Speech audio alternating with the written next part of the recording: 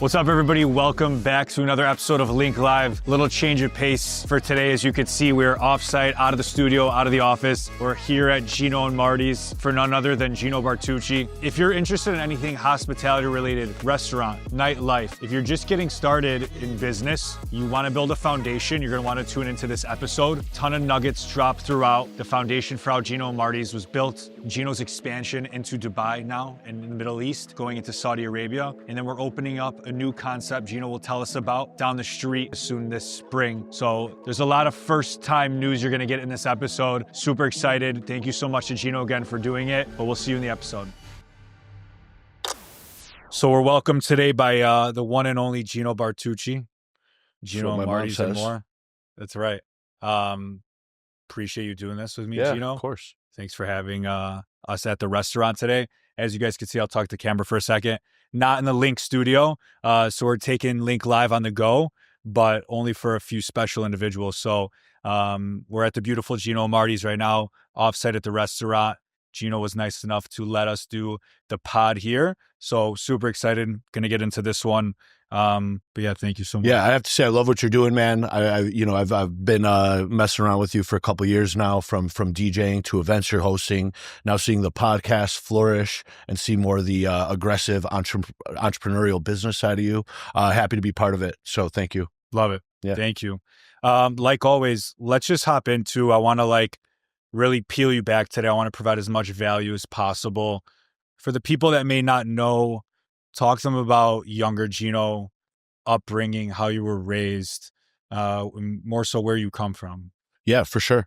Grew up on Harlem Avenue, just off of Harlem and Addison, little outskirts of Chicago. Grew up in an Italian deli and a pasta shop.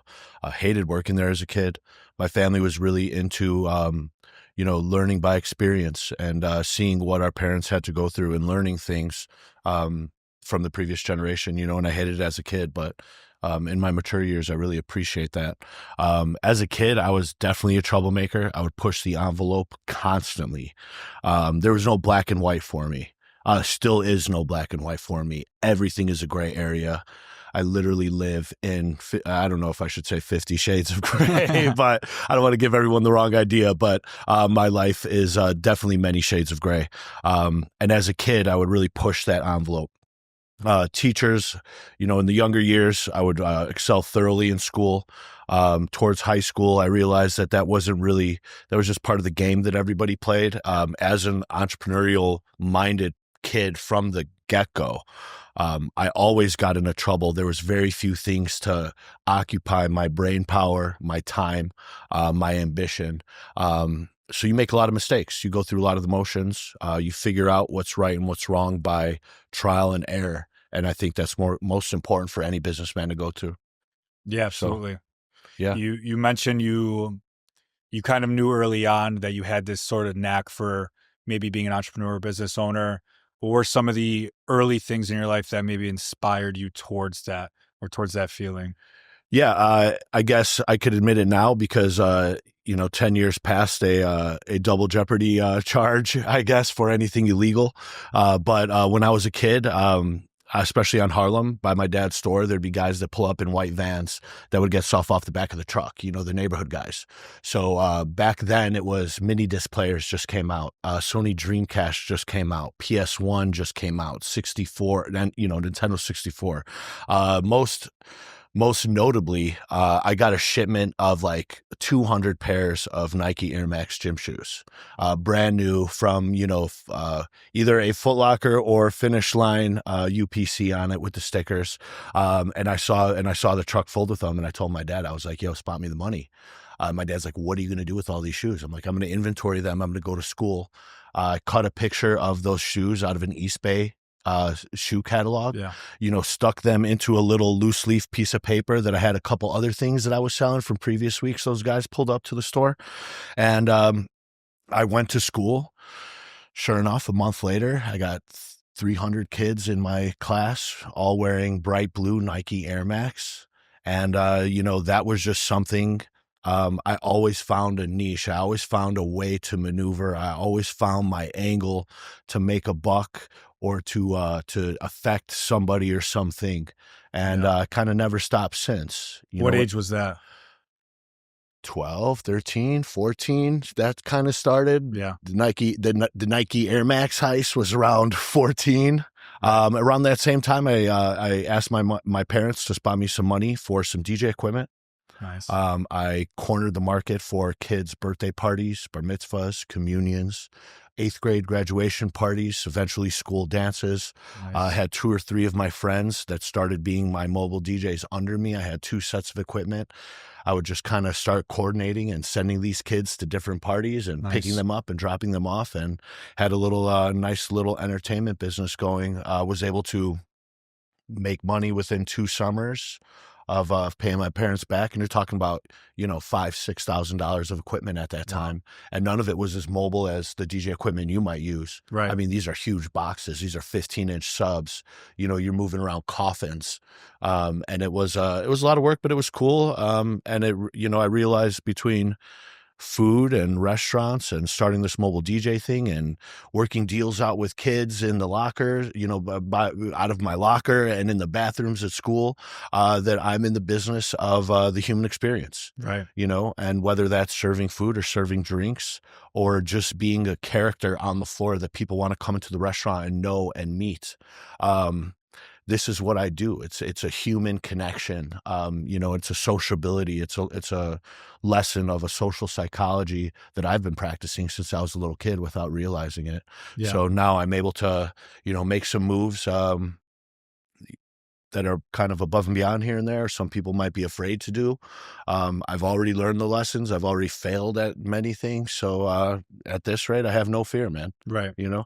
Yeah, definitely. And it's apparent to me from knowing you, watching what you've been doing, you've become comfortable taking that risk where others may shy away from that. And I think that's super important. You mentioned earlier on to family business. I know you got your start hustling, working with your family and such, but you said you kind of hated it at first. Talk us through, we could skip through some time here. Talk us through that inflection point of when you maybe realized, actually, no, this is sort of maybe what I'm meant to be doing. I'm going to take this serious and kind of take a stab at that. I think I realized that this is what I was meant to be doing a lot later than I would have preferred to realize that. I think when I started working at the Dana Hotel, it was one of my first big corporate jobs where I really had to step it up. And I was one of the youngest food and beverage directors in the city. There were several outlets of the hotel, multi-millions of dollars of revenue flowing through there, over 100 employees that I had to look after. And as I'm, just starting to brush shoulders with VIPs and guys, what I thought was spending money, now guys are coming in with 10x that. VIPs and celebrities that I didn't think that I'd be having coffee with or meeting or hanging out with or having a drink with. And then all these other people around me that are investing into these flash in the pan kind of gimmicks and concepts that would come and go. And I realized, like, man, holy shit, maybe I got to get back to the basics. Yeah. There's nobody going back to the basics and doing things like in a genuine old school way. Everyone's looking for the next shiny mirror instead of doing it the hard way and actually building a foundation and doing something. And part of what's made us successful over here is that, I'm hustling, I'm sweating, I'm serving the plates. Right. And people see that and they want to support, they want to support a man of the people, 100%. I know you've mentioned to me too, you got a lot of your start within nightlife, like many hospitality owners and entrepreneurs. How did some of those times shape what you're doing now? I think in nightlife, I started to understand the social psychology of what egos play in money being spent. Yeah. There used to be a saying where it's like, market after the women and then the men come in to spend the money. Now I'm seeing in my restaurant that women come in and spend their own money. So understanding what every role plays of what the experience someone spending money is looking to achieve is something really unique. And I think I do that better than most. Right. Yeah, you're doing it all here. The entertainment aspect of what you've been able to put on in the last, 2-3 years at Gino's on Randolph has been a spectacle to see on socials for sure. Thank you. It's been a spectacle to fucking live through, It's probably man. been surprising for yourself, which we'll get into as well. But no, that's awesome. What played a part when you could fast forward now, maybe 2020, Gino and Marty's came around on the scene, 2022? Yeah, just after COVID. I knew once COVID finished, we had to make a move. How did COVID affect sort of your guys' outlook and thought process? Well, COVID really affected me at the beginning because, I wasn't at the hotel anymore. I was fully invested in my first restaurant, Bartucci. I don't have any funding partners at Bartucci. Right. I don't have any big investors to rely on. There's no cap table to go back and, raise money and do a call from investors to throw in some more money into a pot. And one day, as we're building, all the money I made, I was putting back into it because it's working. Sales were increasing. The year COVID shut us down, we were almost 48% increase from the previous year. And it took 7 years to get there. And finally we're cooking, man. And then all of a sudden, COVID shuts us down day of. I literally woke up in the morning and I found out I can't open my restaurant. And that means I can't eat. That means I still owe these bills. I'm building, I'm putting all the money I make back into something. Prior to doing that, I painted some walls, did some improvements, bought some new equipment, and like shit, I could have found out about that last week, 2 weeks ago, right? So, being a hustler, being someone that refuses to lose, I started crowdfunding, keeping my staff employed. I was crowdfunding $5. Every $5 that was donated would keep my staff employed, and we would be able to make, purchase, and distribute a free lunch or a free meal somewhere in Chicago. So within the next about 18 months, I donated over 25,000 meals to homeless shelters, battered women's homes, Ronald McDonald House, Chicago Food Bank, and so many different charities, and even just going into the street and affecting people. And that gave me a lot of support from the community, that let me retain a lot of my staff, that let me keep the wheels moving. At least I wasn't making money, but the car wasn't stopped dead in its tracks. And because of that, it made the brand significant. And as soon as we opened, everyone wanted to come and support. That also gave me attention from who would be future investors and future business partners that would be interested in starting Gino and Marty's. And one of my favorite quotes from it's a Rockefeller quote. It's to be fearful when people are greedy, but be greedy when people are fearful. The time to buy is when blood is in the streets, baby. Yeah. And right after COVID, that's when people were fearful. And how I started this conversation is I failed enough times. I've gotten beat up and thrown down the stairs and fucking left for dead in the business world so many times that I ain't afraid of shit, man. Yeah. So that was the time to make a move, and that aggressive mood has now opened up to 5 openings this year in 2025, international expansion, international chef, celebrity chef, got businesses in Dubai, hopefully Saudi Arabia soon, 3 or 4 in Chicago, maybe Detroit that I'll just stop talking about right there, and plenty of other things. But it all got back to believing in yourself. Yeah. Betting it all on black. If you expect someone else to invest money in you, you better be able to put every dollar your name into that same belief and investment, because those people worked hard for their money also. Yeah. And you just have to have a blind confidence, man. You don't know how far you can go until you go too far. Right. You segued into my next point, because I was going to mention, through the trials and tribulations of COVID and your experience with Bartucci's, all the battle scars you racked up, how did that provide you clarity when assembling your team for this establishment, for Gino and Marty's? You see what everyone thinks they are indispensable. Yeah. Right. From every level of staff, everyone thinks that they're bringing something to the table that no one else can bring to the table.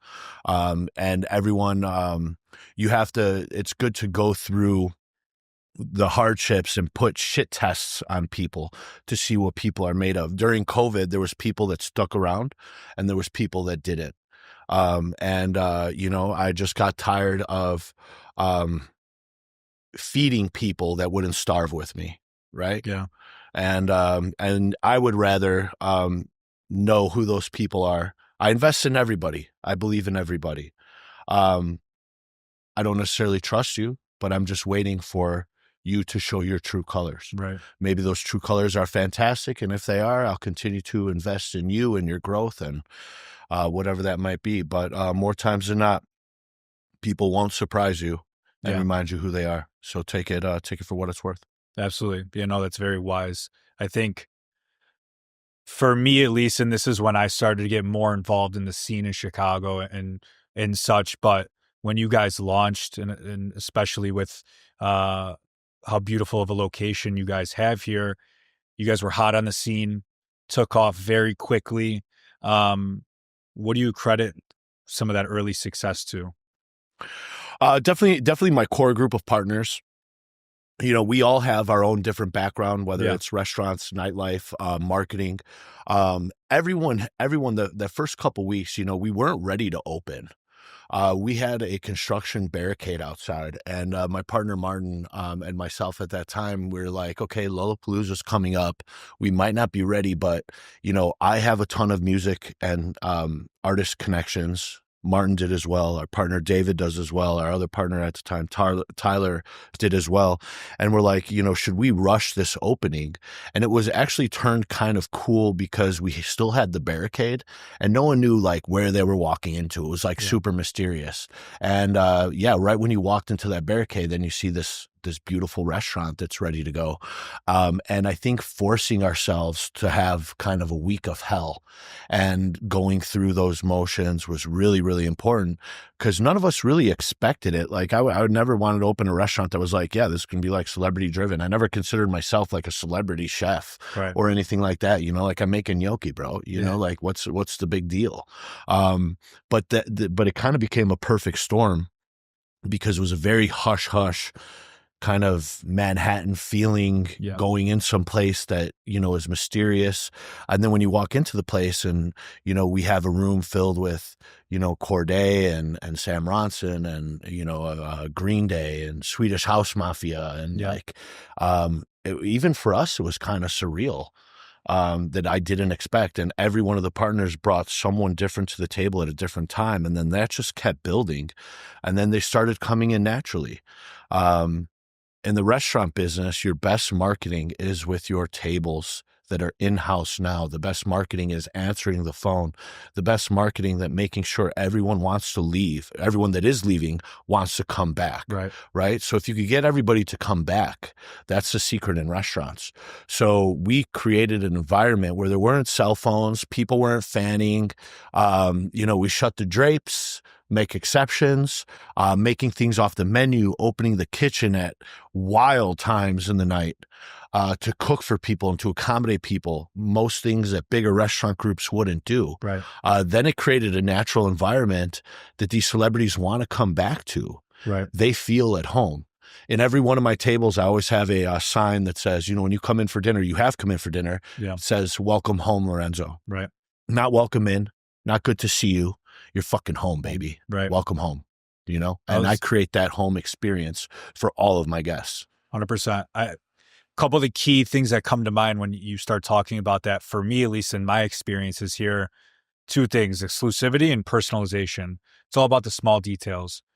We're in one of the most competitive markets and cities in the country, right? There's a million options for people to go and eat in Chicago, one of the best food cities in the country and the world, right? So what are the little details? What are the little things that Gino's able to do to make people feel personal, make people feel special? Because I think that's one of the biggest things that's been lost, especially within Chicago-based hospitality over the past year or two. But one of the other things that I wanted to highlight, a couple things, but what is your distinction? Because there was a very fine line. You guys brought in a lot of outside investment, but you definitely had your strategic core partners.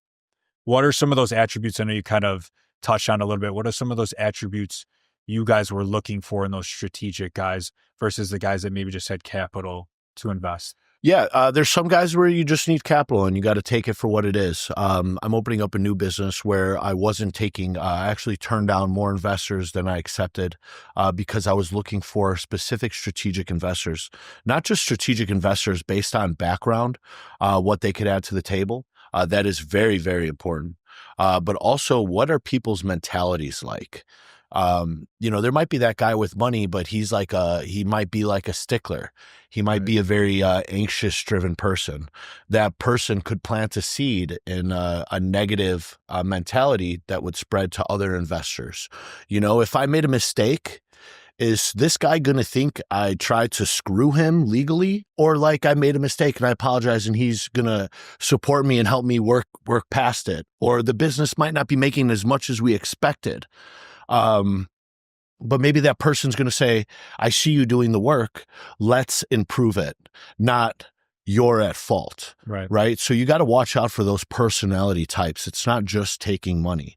That person that's going to say you're at fault without taking time to be in the business, understand the business, see if there's factors above and beyond that could be the explanation for that.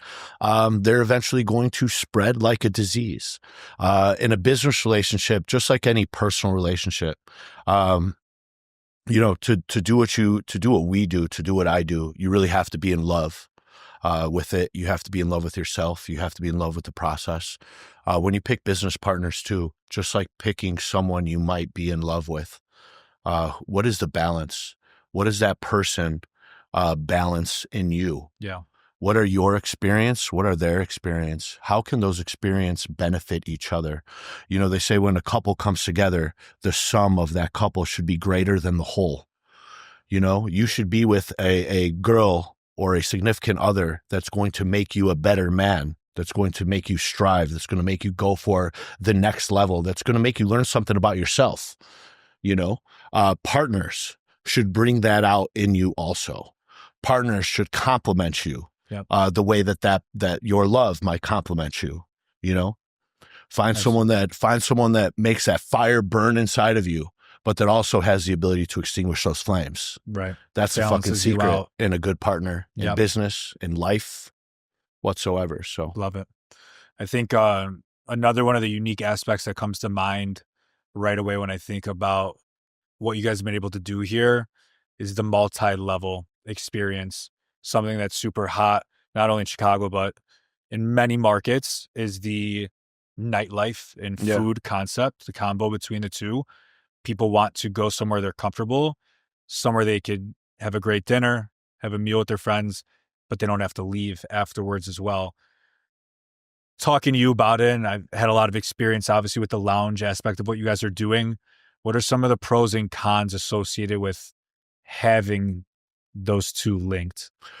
Pros and cons is, well, first off, the hours it puts on you, because it doesn't stop. I'm here.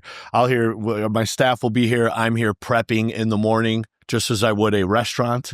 And then I'm closing it down. We're flipping it for bottle service. We're having fun, and the staff is leaving at 3 a.m. So we're doing 2 different shifts in a day. That puts a lot of stress on your individual employees, puts a lot of stress on me or the owners, the operating team, puts a lot of stress on the venue as well. You have this beautiful dining room that has to open up to a 200-person party. I'm sitting tables that are spending a lot of money for dinner at booths that have a heel hole in it from a girl's dancing on it, holding bottles of champagne at 3 a.m, just several hours before you ate dinner. So it's a constant flip. But for me, like, my parents met at a dinner dance. You're Italian. I know you've been to a dinner dance as a kid. I used to, they put the chairs together and you lay down and sleep under the table as like an Italian kid, in an Italian neighborhood. So I was like, this is a modern day dinner dance, like somewhere where you dress up, you go to, depending on what table you're sitting at in the dining room, someone walks in. My parents used to drag us around to every table and I say hi to this guy and say hi to that guy and say hi to this guy, right? So you come in and you kind of do your rounds and everyone knows everybody, kissing, shaking hands, everyone's loud, the music's vibrant, people are all up moving each other. It's a place to see and be seen. And you're having that vibrant dinner experience, and then your table's getting cleaned off. The music starts rising, and you start seeing more people come through the door, and Yeah, and it turns into a party. That is the human experience. That's what we all want to do, you know. That's what Italians do in Italy, man. Like we have fun. Like whether we're having a coffee, whether it's lunch, like Italians live life, man. You know, and what we do here is we live life. I have people all the time, you know, most of the time some older people or some more conservative people that are eating dinner and they're like, "Hey, can you turn the music down?" I'm like, "Fuck no. I'm not turning the music down. Go eat somewhere else." Right. You know, if you were in my house, you wouldn't be able to hear yourself think because everyone's yelling at each other. You know, like we're loud, we're vibrant. I like to experience that in my restaurant. Yeah. Part of that experience is you guys don't bend that aspect of who you guys are. You're not trying to be anybody else. I'm Gino. I'm a Chicago Italian. We're tough. We're straight to the point. We like to have fun. We're real ass people, and I show that in how I act in my restaurant every day, man. 100%. No, it definitely shows through. Part of the notoriety as well with yourself, more so as an individual now, and we'll get into some of the future endeavors in a second. But it's been the celeb status, if you will, that's come through here. Yeah. All the Instagram photos, private dinners, and stuff like that. Anybody from, for the viewers at home, if you haven't seen, Steph Curry, Kevin Hart, Meg Thee Stallion, political figures, Gavin Newsom, Caleb Williams, the list goes on and on. Yeah. How does this, simply put, how does this stuff happen for the people that may not understand? I know there's a million different iterations and versions of how these things get set up, but how did that kind of first start popping off? Maybe if you could remember the first and most recent. Yeah, anything can happen once. Yeah. You know, you have to treat yourself. You have to treat your business, almost like a magnet, right? You need to attract shit. And the first couple celebrities that came in over Lollapalooza weekend gave us kind of an air where we just started attracting things. And then our guests started realizing that this is where celebrities go. If I have a chance of seeing a celebrity, chances in Gino's dining room is better than a chance in another dining room. Yeah. You might have a celebrity that you know, everyone knows one here and there, that when they come into town, where do you have to take them? You have to take them to a place that other celebrities go. Right. So then it starts snowballing, and I put myself out there to attract these things. They know that they know they're going to get taken care of. They know that they're going to have a level of discretion, and they know that I'm willing to do whatever it takes to accommodate them as a true hospitality professional. And, you know, here we are hosting Kendrick Lamar's birthday party and once again, making gnocchi, and I'm rubbing shoulders with the most powerful people in the world. Right. You know, hopefully in a couple of weeks, I'll be even, you know, the Crown Prince of United Arab Emirates will be trying my food soon. And, you know, that's unreal. That's crazy, right? And it all starts with just having a blind belief with yourself, man, doing what you do well. Don't focus on all the other bullshit that everyone's trying to say, and just keep grinding, man. Do yourself. What are a couple wild requests that you've gotten though over the past couple of years from a celeb? I know there's got to be something, a funny story. I mean, there's plenty of there's plenty of stories. I don't know how much I can get into depth as I'm talking about celebrity discretion. But we've done everything. I've shut the dining room down in the middle of dinner service, literally start clearing tables out and apologizing and giving gift cards on the way out. Come back, you know, be shaking people's hands, come back, double the value. Trust me, I got you. Shutting the drapes, ordering 10 hookahs, you know, filling the place, you know, for a private party, literally getting out of bed at 2 a.m, getting calls from, you know, from certain, you know, very, very important celebrities, and, you know, taking an Uber over here to open the kitchen and start cooking for them at 2 a.m. Yeah, really just gone above and beyond. But those are the touch points that are important in any business, not just restaurants. What makes you different? How do you compete?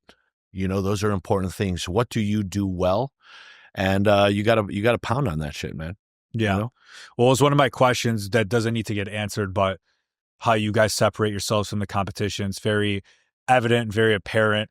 Segues nicely into this next part here, but with all the success, notoriety, celeb status, you've obviously been presented with an array of different opportunities now to extend this footprint that you've been able to put out.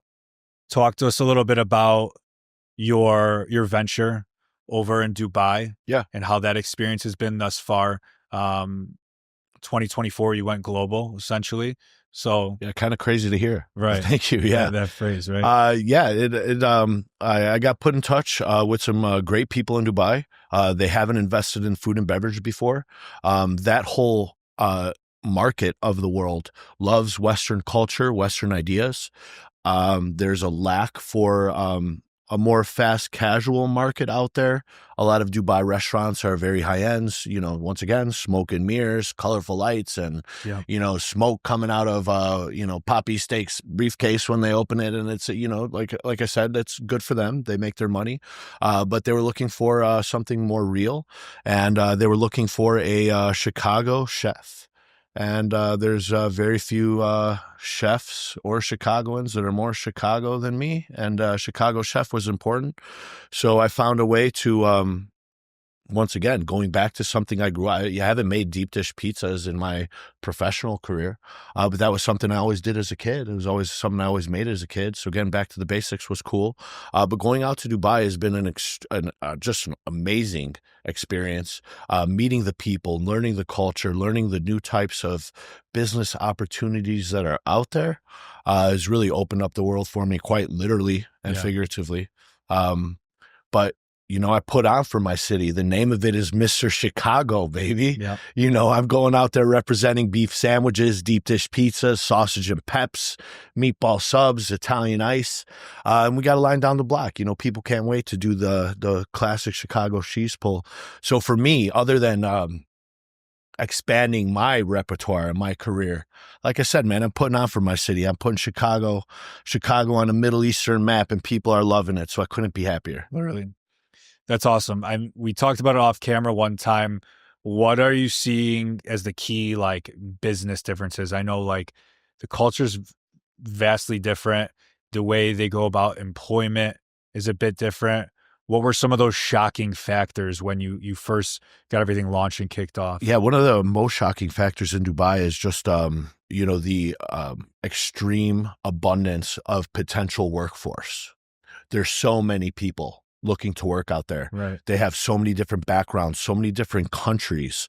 And a lot of those countries, the level of poverty is so much, the level of poverty, the level of political turmoil that some of those countries have been in. And the safety of Dubai has really been such a melting pot to get all these different countries to have new blood to be able to work. So labor is pretty cheap over there.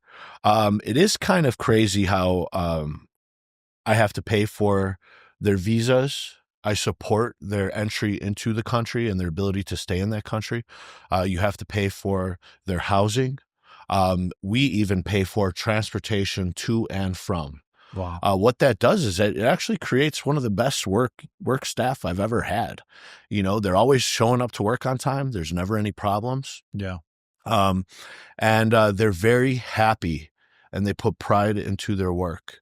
And I don't know what their situations are back home, but I try to provide a little more Westernized culture of appreciating those employees. I give them slightly longer lunch breaks than the guy next door to me might give them. I give them a day or two off a week more than the guy next door might give to them. And before our first week or two open, all of a sudden, everybody, all the food vendors on both sides of me were, their employees kind of start snooping around and looking around and stalking around the tent a little bit, asking for jobs at Mr. Chicago. My staff listens to music while they work. And it's pretty crazy too. I have some Jordanian immigrants. I have some Saudi immigrants. I have some Filipino immigrants that work for me, and English is their second, third, or fourth language. And to walk up to my booth to hear, a little Filipino lady or a Jordanian guy, who speaks broken English yelling, "Two plain beef juicy," you know what I mean? Or, beef dipped hot pep. That's funny. Like it's actually really, really cool. And being in Dubai, having guys walk up to me and, or ladies walking up to me wearing a hijab or a abaya, or the gentleman in the kandura that I don't know, I've never seen, and they're saying, "Hey, Mr. Chicago." And, and I look up and they're already getting in a picture going like this with me. I don't know, man. It means more than money. It's So much really pride in having that. an effect and a power to change what people see and what people think. Right. And it's really a kind of a cool thing, man. Like I'm Special. halfway across the world and people are asking me for pictures going like this before I even said anything or did anything. They know that Chef Gino. They know, hey, Mr. Chicago. Like, it's kind of cool. They treat Americans different there as well. Yeah, for sure. They're, I don't know the right word, but everybody loves American culture. Let's face the it. Treatment. Yeah, for sure. They all wish they were over here. So I'm sure there's a level of cool stigma that comes with working at Mr. Chicago. Well, I mean, it's cool. It's cool enough to be an American and to understand Western or American pop culture. And let's face it, baby, it's even cooler to be from Chicago, and it's even cooler to be a Chicago Italian, dog. That's right, 100%. Talk to us a little bit about the area where you're located in Dubai, because I know it's like a centralized. Yeah, our first location to prove the concept. We're in the largest attended tourist attraction in the world, I believe, which is called Global Village. Wow. And 40,000 people per day going into this place. But basically, you've DJ'd for me at Taste of Randolph. Taste of Randolph, is a fest that we do every year on Randolph Street here that we just kill it. Imagine a Taste of Randolph with built-in booths, with good weather all year, that's open all year. And it's a perfect place to test the concept without, really going balls to the wall in an investment that you aren't sure of, retaining. Yeah. So we proved the concept. We're doing really well. We're looking to open a second location in an area called DIFC, which $800 trillion of the world's money goes through a 5-block radius. So, holy shit. Let me put up a beef stand there. Yeah. What's more popular, pizza or the beef? The pizza for sure. Yeah. Pizza for sure. Has to be. It's a very Instagrammable city. Yeah. Everybody loves the Chicago cheese pull. Iconic. It's iconic. So it's crazy. What speaking to the wealth of the area you're in, how has some of that experience, right? Because you were wine and dine a little bit. People saw it when you went out in Dubai and stuff like that. How did that shape your perspective and coming back here? How did that change maybe the way you went about handling different business situations and such? I would say generally, of course, the per capita millionaire is probably more prevalent in a place like Dubai. What I really have to give credit to the residents of the UAE and Emiratis in general, there isn't that posturing, that ego, that flashiness that some American businessmen have. Right. It's more of an unspoken confidence.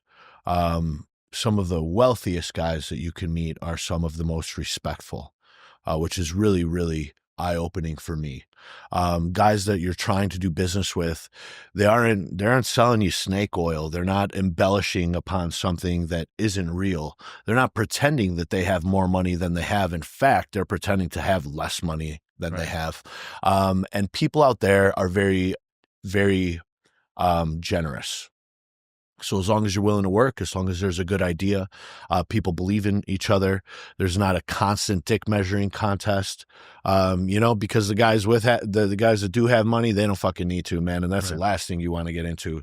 The ones with money have money on a whole nother level that you think wealth is. Yeah. So it's really been eye opening, but it's been an amazing place to meet not only future business partners, but future friends and people that I expect to be involved in my life for many years to come. Right. Definitely on a different level. And the guys with money like that, if they're going to back you, they're not doing it because they're looking for some sort of financial gain. They're looking for the bigger picture. Right. They don't care about making money in a market. They care about changing markets. Right. And that's something I want to do. Awesome. I haven't put 20 years of blood, sweat, and tears to make a couple dollars. I did this to change some fucking markets, man. And they want to change markets out there, and that's something I want to do. Let's put the pedal to the metal. I ain't stopping until you see a finish line or I see God, baby. You're bringing that intensity back here now. So we know Dubai location number 2 is in the works. maybe location Saudi Arabia Yeah, as well. yeah. Pop up. There's a equivalent global village that we're looking to Oh, cool. pop up in Riyadh, Saudi Arabia, hopefully. So Huge. yeah. And now you're bringing some of that back here as well, right? Yeah. A couple new ventures going on in Chicago as well. Talk to us about that. I won't talk too much about it, but Tell us what you but can. you know, you are the first person. So I don't know if I should congratulate or compliment. You are the first person to hear about the launch of my new Italian fast casual concept that's going to be open next door to Shake Shack over here on Morgan and Lake Street. Nice. The name of the business is called Pasta Via. Which would be pasta portare via, pasta that you could take to the street, pasta to go, fresh, vegan, gluten-free, vegetarian, organic, no seed oils, under $15, under 5 minutes, getting chef's quality Italian food the way Italians are meant to eat it. And I think we're onto something. I got some really great partners behind me, strategic investors, PR investors, and I'm really looking forward to being able to say next year when we do another interview like this that I'm the fastest growing franchise in America. That's awesome. Bookmark that. We're gonna. You heard it here. Call me out. 364 days. A year from now, we're gonna come back. We're gonna do it in the Pasta Via location. Actually. Yeah, absolutely. We should. So I'm super excited for that. This area, Chicago in general, is probably long overdue for that sort of concept. Is it something you've wanted to do, be a part of for a while now? I've been planning it for, Billy and I, my partner, we were roommates at the time when we were planning it. And he's he's a Jewish kid from Maryland, and he's not really, he didn't grow up nearly how I grew up. And when we became roommates, it was kind of a culture shock for him. And then he, I bring him food home from the restaurant one day. Which was kind of a mistake because then I had to bring him 3 orders of pasta every single night. That's all he ate. But he was just obsessed with the pasta. And at that time he was working for Postmates. So he understood the growth of third-party delivery and what were franchises and those franchises' success and disadvantages of every company. So we came together and we had this idea of, maybe this is the culmination of everything I've been doing. My family's been making fresh pasta for 40 years.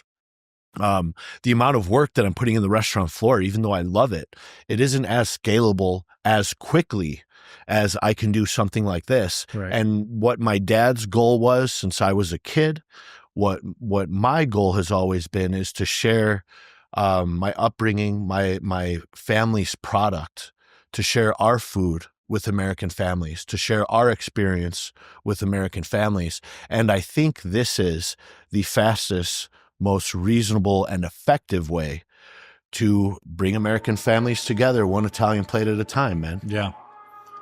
Very well said. I know it's going to be a hit. That's real. Yeah. Bookmark that one too. That's, no, that's it right there. It's going to be a hit. We know that for a fact. Can't wait to try it. When so I'm looking. I say spring 2025. Okay. So we're looking at about 30 to 60 days. Yeah, you could just so it doesn't affect audio, you could pick it up and hang it down. See, this is what you get with filming in a restaurant. We got a lot of moving parts, baby. A lot of moving parts. Take the reservation, book them. Okay. Spring 2025 is when we're looking to open. I will definitely be giving you an invite. I have a lot of, one thing I'm really proud about this project is I have a lot of young Italian Americans that are partners, investment partners in on this project. Who is the future of this city going to be?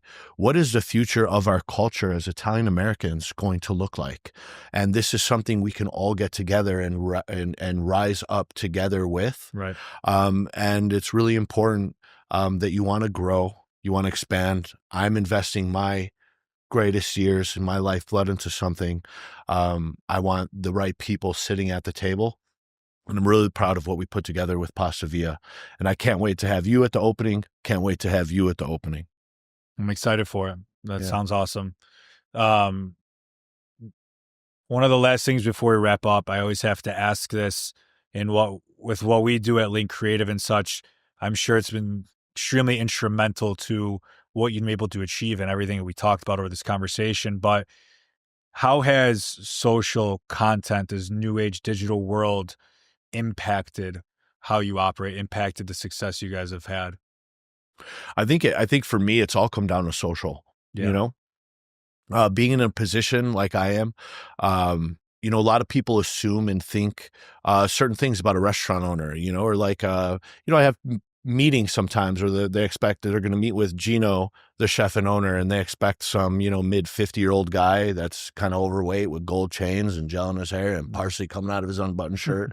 You know what I mean? And then they realize that, you know, when they see me, that it's different than what they expected. Social media is a way, and I found some of the best videos and some of the biggest content reaction that I've gotten is when I'm real with people. You know, when people see the come up, people are part of your story now. And I think social media, that's very important. People want to be invested into knowing you know, it's not just a commercial. Hey, come in 2 for 1, buy this. Instead saying, hey, like, I'd really like your business. This is why. And I think that's so much more effective. Yeah. And other than the celebrity pictures and all the attention that stuff gets, I think a lot of my followers or the restaurant followers see the real side of what it takes to be a restaurateur, to see the amount of work that's put in. And hopefully they see the real person that I am. And that's somebody that people hopefully want to support. Yeah. I mean, that's one thing that's evident for sure. People know you're here. Yeah. You're here morning, sure. afternoon, night. People are going to see you if they dine here. You're not hiding behind anything, and that comes through, that portrays through social. Yeah, and you know, being a young entrepreneur at the time, you might not have a marketing budget.